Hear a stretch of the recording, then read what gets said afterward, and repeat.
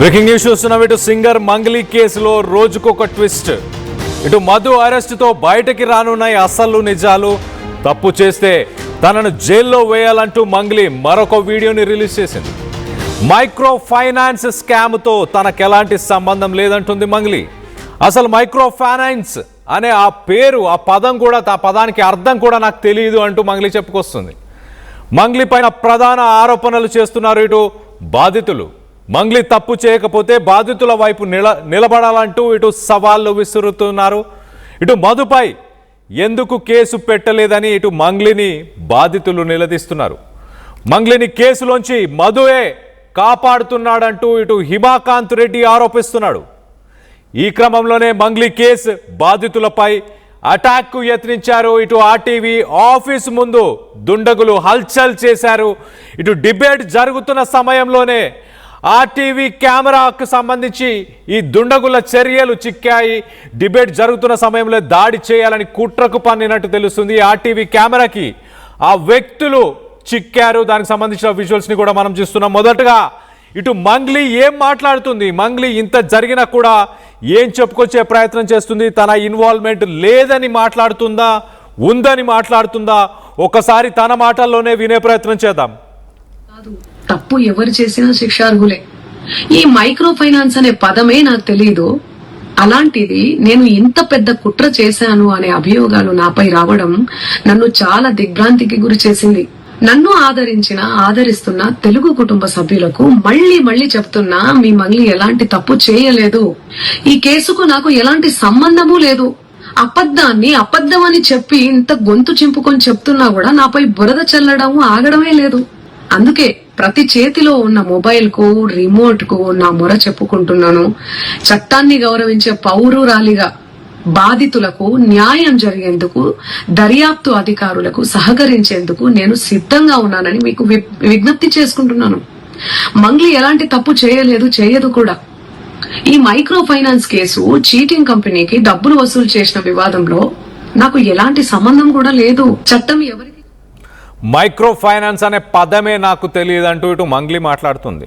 అసలు నాకు ఎలాంటి ఇన్వాల్వ్మెంట్ లేదు, నా మీద బురద చల్లే ప్రయత్నం చేస్తున్నారు. నేను కుదిరినంత దాని గురించి నేను ఎక్కడైనా సాక్ష్యానికి రావడానికి సిద్ధంగా ఉన్నానంటూ ఇటు మంగ్లీ చెప్తుంది. మరో పక్కన రైట్ సైడ్ బాక్స్లో మనం చూస్తున్నాం ఇటు మధుని అరెస్ట్ చేసిన విజువల్స్ని మనం చూస్తున్నాం. మధు అరెస్ట్ తర్వాత కీలక విషయాలు బయటకు వచ్చే అవకాశం ఉంది. మధు మాత్రం మంగ్లీని కాపాడే ప్రయత్నం చేస్తున్నాడు అంటూ ఇటు బాధితులు చెప్పుకొస్తున్నారు. మంగ్లీని కాపాడే ప్రయత్నం చేస్తున్నాడు మధు అంటూ. అలాగే ఇప్పుడు అరెస్ట్ తర్వాత పోలీసులు తమదైన స్టైల్లో ఇటు మధుని ఇంటరాగేట్ చేస్తే ఖచ్చితంగా నిజాలు బయటకు వస్తాయి. మంగ్లీ పాత్ర ఎంత ఉంది, మంగ్లీ పాత్రతో పాటు మంగ్లీ సోదరుడి పాత్ర ఎంత ఉంది, వీటన్నిటికీ సంబంధించిన డీటెయిల్స్ అన్నీ బయటికి వస్తాయంటూ ఇటు బాధితులు చెప్తున్నారు. ఒకసారి ఇటు మధు అరెస్ట్ అవ్వక ముందు మంగ్లీని కాపాడడానికి తను ప్రయత్నం చేస్తున్నాడు అంటూ ఇటు హిమాకాంత్ రెడ్డి చేసిన ఆరోపణలు, దానికి సంబంధించి మధు ఏం మాట్లాడాడు, మంగ్లీని కాపాడడానికి ఏం మాట్లాడాడు అనేది ఒకసారి చూసే ప్రయత్నం చేద్దాం. మధురాతరుడిని, బ్రహ్మవత్ మధుని నిజాలు బయటకు వస్తున్నాయి. ఈయన ఎవరైతే మా గురుగారు హిమకాంత్ రెడ్డి గారు ఉన్నారో, మా గురుగారు హిమకాంత్ రెడ్డి ఈయన, ఓకేనా, చూసిరా బాగా. ఇంకోటి చూపియాలి మీకు. ఈమె సరిత మేడం అనాలో. ఈమె అయితే బాధితురాలు అయితే కాదు. ఈమె దాదాపు 10 రోజుల నుంచి మీడియా ముందు వచ్చి వడావడా ఏమేమి మాట్లాడుతుందో ఆమెకి అర్థం కావట్లేదు. నేను ఒక బాధితురాలని చూపిస్తుంది. ఈమె బాధితురాలు కాదు, మీడియా మిత్రురాల.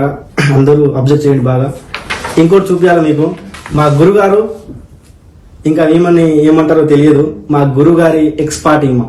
వీళ్ళు ఎట్లా ఉంటారంటే అసలు వీళ్ళ మైండ్ సెట్ వేరే డిఫరెంట్. మనం ఇంకా చెప్పకూడదు. అసలు వీళ్ళిద్దరూ లేకుండా ఏ ప్రెస్ మీట్, ఏ మీడియా జరగదు. వీళ్ళిద్దరు లేకుండా మీరు అబ్జర్వ్ చేయండి, బాగా అబ్జర్వ్ చేయండి. మీరు బాగా అబ్జర్వ్ చేయాలా, ఏ ప్రెస్ మీట్ జరగదు. ఇటు మధు మాట్లాడిన మాటల్లో కొంతమంది ఫొటోస్ చూపించి ఇటు హిమాకాంత్ రెడ్డి అలాగే సరిత వీళ్ళు ప్రతి డిబేట్లో ప్రతి ఇంటర్వ్యూలో ఉంటున్నారు, వీళ్ళే ప్రధాన సూత్రధారులు అంటూ మధు ఆరోపిస్తున్నాడు. కానీ ఆ బాధితులు ఇటు ఆర్టీవీలో మాట్లాడారు, వాళ్ళు ఎంతగా కోల్పోయారు, అసలు మధు ఏం చేశాడు, మధు వాళ్ళతో పాటు పని చేసినప్పుడు ఎలా ఉండేవాడు, దాని తర్వాత ఈ స్కామ్లోకి ఈ స్కీమ్లోకి ఎలా వీళ్ళందరినీ పిలిచాడు అన్న డీటెయిల్స్ ఒక్కసారి బాధితుల మాటల్లోనే వినే ప్రయత్నం చేద్దాం. ఇటు మరో పక్కన ఆర్టీవీ బయట ఈ బాధితులను బెదిరించడానికి, లేకపోతే ఈ బాధితులను కిడ్నాప్ చేయడానికి, లేకపోతే ఈ బాధితులని మరి ఏం చేయడానికో తెలియదు కానీ కొంతమంది వ్యక్తులు ఆర్టీవీ ఆఫీసు బయట డిబేట్ జరుగుతున్న సమయంలోనే వాళ్ళందరూ వచ్చి కూడా ఇక్కడ కొంత సీన్ క్రియేట్ చేసే ప్రయత్నం చేశారు. ఇటు నా కొలీగ్ మనోజ్ ఎప్పుడైతే వాళ్ళతో మాట్లాడే ప్రయత్నం చేశారో పారిపోయే ప్రయత్నం చేశారంటే అర్థం చేసుకోవచ్చు. వాళ్ళు ఏదో దురాలోచనతోనే ఇక్కడికి వచ్చారు, ఏదో చేద్దామన్న ఉద్దేశంతోనే వచ్చారని చాలా క్లియర్గా అర్థమవుతుంది. మాస్కులు పెట్టుకొని పారిపోయే ప్రయత్నం చేశారు. ఒక్కసారి ఆ విజువల్స్ని కూడా ఒక్కసారి చూసే ప్రయత్నం చేద్దాం. విక్టిమేనా మీరు? అంటే ఆ కేసు విక్టిమేనా? ఏది ఇప్పుడు ఆరోపణ వచ్చిన కేసు విక్టిమేనా? మీరు అట్లా లైవ్ తీయొద్దన్న మీరు. అంటే మీరు ఏం విక్టిమా చెప్ప, సస్పీషియస్ ఆఫీస్ దగ్గరకు వచ్చి నిలబడితే ఏమనుకోవాలి? సస్పీషియస్ ఏం లేదు. మీరు విక్టిమ్ అన్నారు, విక్టిమ్ అయి మాట్లాడండి. విక్టిమ్ అయితే మాట్లాడండి అన్న. మీరు కానీ మీరు అట్లా పెట్టకండి. మీరు మీ లాస్ గురించే కదా చెప్పేది. ఇప్పుడు లాస్ గురించి కానీ మీరు అట్లా పెట్టకండి. మీరేమన్నారు, విక్టిమ్ అన్నారా లేదా? అన్నాము, మేము మాట్లాడతాం కదా మేము. మరి మాట్లాడతాం కానీ మీరు ఎందుకు అట్లా లైవ్ మా ఇంకో పడుతారు, మేము పెడతాం కదా. కాదు, మీరు విక్టిమ్ అన్నారు, మీరు మాట్లాడండి. ఎందుకు భయపడుతున్నారు? అంటే ఎందుకు భయపడుతున్నారు మరి మీరు విక్టిమ్ అయితే? మీరు సస్పెన్షన్ ఆఫీస్ దగ్గరకు వచ్చే డౌట్ వస్తుంది. మా ఛానల్ ఆఫీస్ ముందు ఎందుకున్నారు మరి మీరు? ఏం మాట్లాడతారు? సో ఇది సిచ్యువేషన్. మరి మంగ్లీ పంపించిందా వాళ్ళు ఎవరో తెలియదు కానీ ఆఫీస్ ముందు సస్పీషియస్గా ఉన్నారు. మరి ఏంటంటే అప్పుడే ఆఫీస్ అయిపోయిందని ఫినిష్ చేసుకొని వెళ్తూ ఉంటే సస్పీషియస్గా కనిపించినందుకు వాళ్ళు ఎవరు? ఆర్టీవీ ఆఫీస్ బయట ఇటు డిబేట్ ఆర్టీవీ ఆఫీస్లో జరుగుతున్న సమయంలో వీళ్ళు బయట వచ్చి వెయిట్ చేస్తున్నారు. బాధితులను బెదిరించడానిక ఎవరు? మరి మొత్తానికైతే ఎవరు అని నిలదీస్తే నేను విక్టిమ్ అంటాడు మొదటగా. సరే విక్టిమ్ అయితే మీరు చెప్పండి, మీ ప్రాబ్లం ఏంటి, మీరు ఎంత డబ్బులు కట్టారు, ఏం జరిగింది అని నా కొలీగ్ మనోజ్ అడిగినప్పుడు మాస్క్ పెట్టుకున్నాడు. వెంటనే మాస్క్ పెట్టుకున్న తర్వాత మీరు నా మీద కెమెరా ఎందుకు పెడుతున్నారు, తీసేయండి, నాకేం సంబంధం లేదు, నేను విక్టిమ్ కాదు అన్నాడు. దాని తర్వాత మీరు ఇక్కడ ఎందుకు వచ్చారు, ఎందుకు ఉంటున్నారు అని అంటే పరుగులు తీయడం స్టార్ట్ చేశాడు. అక్కడి నుంచి పారిపోవడం స్టార్ట్ చేశాడు. ఒక వ్యక్తి ఇలా పారిపోతే మరొక వ్యక్తిని నా కొలీగ్ మనోజ్ మాట్లాడే ప్రయత్నం చేశాడు.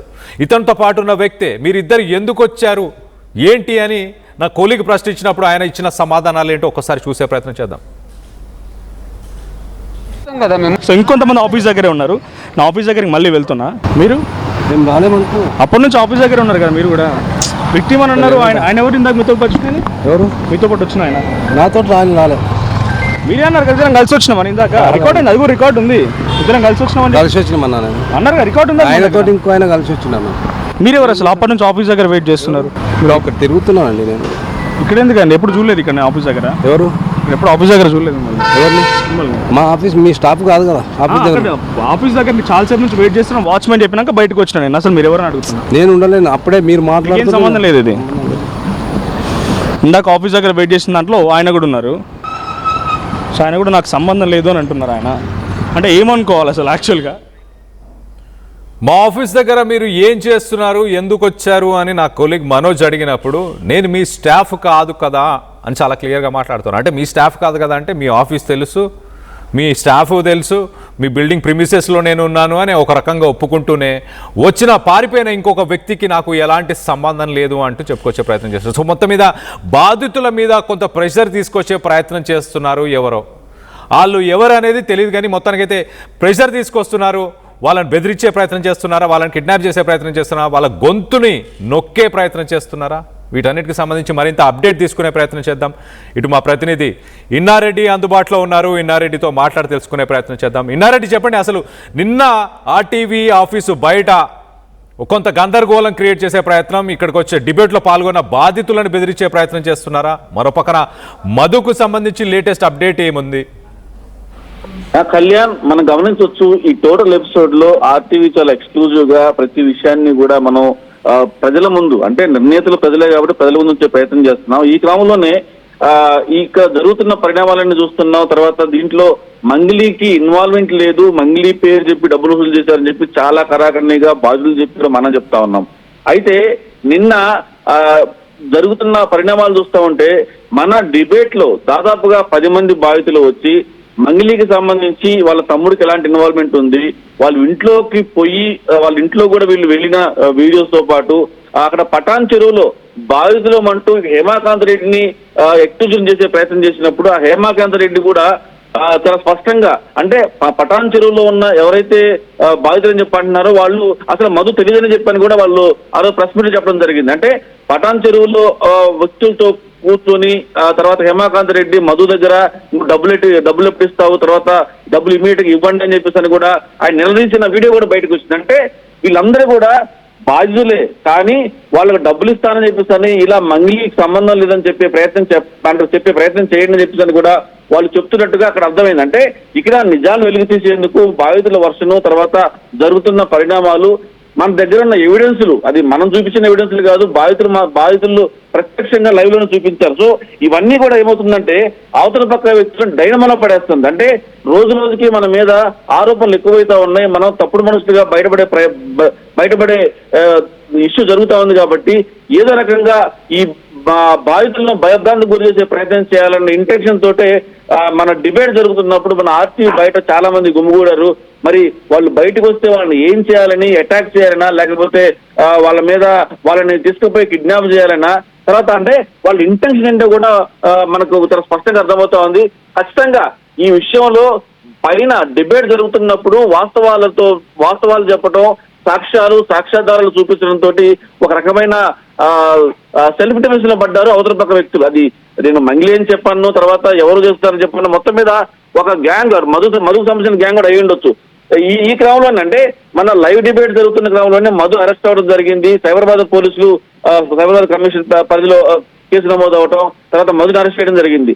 మధు అరెస్ట్ అయ్యాడు కాబట్టి ఇప్పుడు బాల్ అనేది పోలీసు చేతులకు వెళ్ళింది. హైదరాబాద్ పోలీసులు తర్వాత తెలంగాణ పోలీసుల చేతిలో పడ్డ తర్వాత ఖచ్చితంగా మనం ఏమైతే నిజాలు మనం పబ్లిక్ ముందు ఉంచామో ఆ నిజాలకు సంబంధించి వాస్తవాలను బయట పెట్టడానికి తెలంగాణ పోలీసులు ఖచ్చితంగా ముందుంటారు. దాంట్లో చాలా విషయాలు బయటకు వస్తాయి. ఇప్పుడు నాకు సంబంధం లేదు, దీని ఏంటి ఇన్వాల్వ్మెంట్ లేదు అని చెప్పని పబ్లిక్ ముందు చెప్పుకోవచ్చు, కానీ పోలీస్ ఇన్వెస్టిగేషన్ లో ఖచ్చితంగా చాలా విషయాలు తేలుతాయి. పోలీస్ ఇన్వెస్టిగేషన్ లోనే ఇవన్నీ కూడా బయటపడే అవకాశం కనిపిస్తా ఉంది. కళ్యాణ్, మొత్తం మీద ఒక ప్లాన్ ప్రకారం పైన డిబేట్ లో వాస్తవాలను లైవ్ లో చూపిస్తున్నాము, వాస్తవాలను చెప్తా ఉన్నారు, అదే కాకుండా ఎవిడెన్స్ కూడా చూపిస్తా ఉన్నారు. ఇవన్నీ చూపించిన తర్వాత అవతల పక్క వ్యక్తులు డైనమాలో పడి వాళ్ళని అటాక్ చేయాలనే ఉద్దేశం నేను అనుకుంటున్నాను. తర్వాత ఈ విషయాన్ని మనం పోలీసు దృష్టి కూడా తీసుకెళ్తున్నా ఉన్నాం. తర్వాత వాళ్ళు ఎవరు, వాళ్ళ డీటెయిల్స్ అని మీకు తెలుసా అని చెప్పి పోలీసులు అడిగినప్పుడు సార్ వాళ్ళు ఎవరు గుర్తులేని వ్యక్తులు పైన డిబేట్ జరుగుతున్నప్పుడు బయట గుంపులుగా వెయిట్ చేశారు, మీరు కెమెరా పెట్టగానే వాళ్ళు పరారయ్యారు.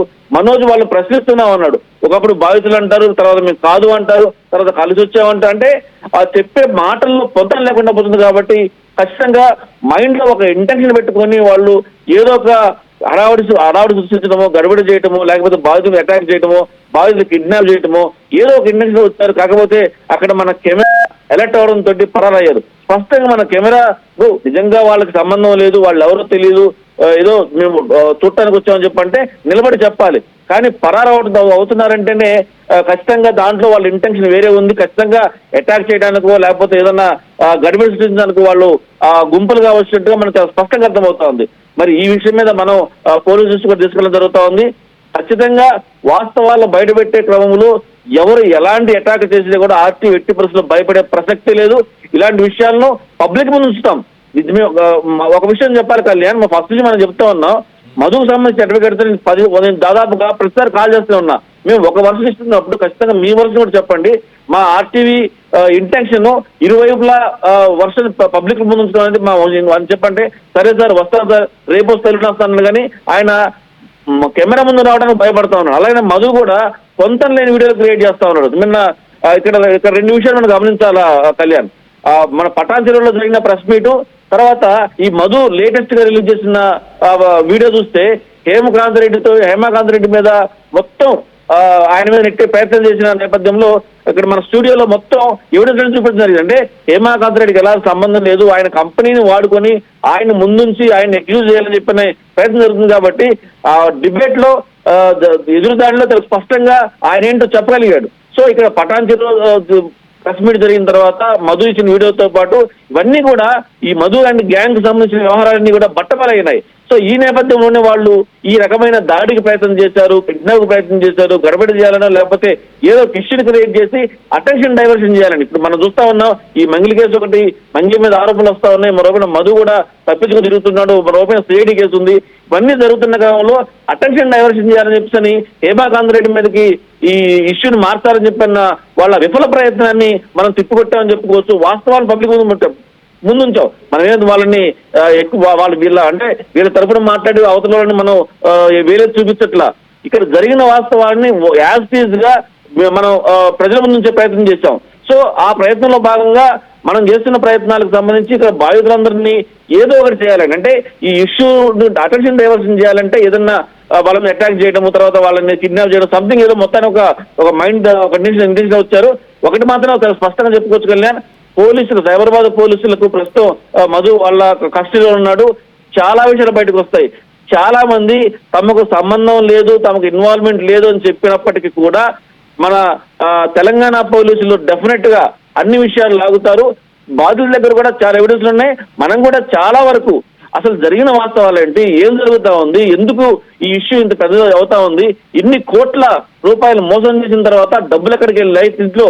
ఇదే కాదు కళ్యాణ్, ఇక్కడ మనం ఎంతప్పటికి కూడా మంగ్లీ వర్సెస్ సుబ్బు అని చెప్పని అనుకుంటున్న తర్వాత అసలు మధు అనే వ్యక్తి మీద మంగ్లీ ఎందుకు కేసు పెట్టలేదామని ప్రతిసారి చెప్తుంటే నేను కేసు పెట్టాను లేకపోతే పలానా కేసు పెట్టని చెప్పి అంటున్నారు. కానీ స్పష్టంగా మధు మీద కేసు పెట్టాలి, మధునే కరగడు కాబట్టి అంటే ఎవరైతే ఈ 100 మంది కావచ్చు, 150 మంది కావచ్చు, వీరందరికీ కూడా మోసం చేసి కోట్లాది రూపాయలు దోచుకున్న వ్యక్తి ఎవరైతే ఉన్నారో అతన్ని శిక్షించాలని చెప్పి బాధితుల తరపు ఉంటాను మంగ్లీ అన్నారు. మరి అలాంటప్పుడు దాదాపుగా 10-12 మంది బాధితులు రాత్రి స్టూడియోకి వచ్చారు. నిజంగా ఆమె ఇంటెన్షన్ బాధితుల తరపున పోరాడాలని అనుకుంటే మనం డైరెక్ట్ గా మన స్టూడియోకి వచ్చేసి వాళ్ళ తరపున కూర్చొని వాళ్ళ మధ్యలో కూర్చొని వాళ్ళ సంఘీభావం తెలిపే అవకాశం కూడా ఉంది. కానీ ఇవన్నీ కూడా జరగట్లేదు. సో ఏదైనప్పటికీ కూడా ప్రస్తుతం మాత్రం మధు పోలీసుల కస్టడీలో ఉన్నాడు కాబట్టి నిజాలు మరి కొద్ది రోజుల్లో బయటకు వచ్చే అవకాశం కనిపిస్తా ఉంది Kalyan. Right in Reddy, thanks for the latest update. మొత్తం మీద మంగ్లీ ఇప్పటిదాకా నాకు ఈ ఇష్యూకి, ఈ స్కామ్కి, ఈ మైక్రో ఫైనాన్స్కి నాకు ఎలాంటి సంబంధం లేదని చెప్పుకొస్తుంది. కానీ ప్రధానంగా ఇటు అడ్వకేట్ చేసిన ఆరోపణలు చూస్తే కనుక తనని ఫోన్ చేసి బెదిరించారంటూ, ఒక కేంద్ర మంత్రి పేరు తీశారంటూ, కొంతమంది డైరెక్టర్స్, అలాగే మ్యూజిక్ డైరెక్టర్స్ వాళ్ళ ఇన్వాల్వ్మెంట్, వాళ్ళతో కూడా మాట్లాడి సెటిల్ చేసే ప్రయత్నం చేసిందంటూ, వీటిని మంగ్లీ ఎక్కడా కూడా వీటన్నిటినీ ఎక్కడా కూడా ఆమె రిజెక్ట్ చేయలేదు. నేను అలాంటి పనులు చేయలేదు అన్న మాట ఎక్కడ మాట్లాడలేదు. సరే, తనకి ఒకవేళ ఈ మైక్రో ఫైనాన్స్ స్కీమ్తోని ఎలాంటి సంబంధం లేదని అనుకున్నా కూడా సెటిల్మెంట్ చేసే ప్రయత్నం ఏమైనా చేసిందా? మరి సెటిల్మెంట్ చేయకపోతే, ఎలాంటి సంబంధం లేకపోతే మంగ్లీ పేరు ఇటు అడ్వకేట్ ఎందుకు తీస్తారు? బాధితులు కూడా మంగ్లీ పేరు ఎందుకు తీస్తున్నారు? మంగ్లీ తమ్ముడు గురించి ఎందుకు తీస్తున్నారు? వీటన్నిటి గురించి మంగ్లీ సమాధానం చెప్పాల్సిన అవసరం ఖచ్చితంగా ఉంది. ఇటు బాధితుల తరఫున ఒకవేళ ఎలాంటి తప్పిదం జరగకపోతే బాధితుల తరఫున కూడా మాట్లాడాల్సిన అవసరం ఉంది. ఎందుకంటే తన ఇన్వాల్వ్మెంటు, తన పేరుకు సంబంధించిన వాళ్ళు, అలాగే తన చెల్లిని పెళ్లి చేసుకోబోతున్నాడు మధు అంటూ కూడా వార్తలు వచ్చాయి. మరి దానిపైన కూడా క్లారిటీ ఇచ్చే అవకాశం ఖచ్చితంగా మంగ్లీ క్లారిటీ ఇవ్వాల్సిన అవసరం ఉంది. ఇటు మరో పక్కన బాధితుల్లో హిమాకాంత్ రెడ్డియే మేజర్ రోల్ ప్లే చేశాడు అంటూ ఇటు మధు చెప్పుకొస్తున్నాడు. వాస్తవానికి మరి హిమాకాంత్ రెడ్డి వీడియోస్, ఒక్కసారి హిమాకాంత్ రెడ్డి షేర్ చేసిన కొన్ని వీడియోస్ ఉన్నాయి, తన వీడియోస్ని కూడా చూసే ప్రయత్నం చేద్దాం. దాంట్లో ఎవరెవరు ఉన్నారు ఏంటి డీటెయిల్గా అనాలిసిస్ చేద్దాం.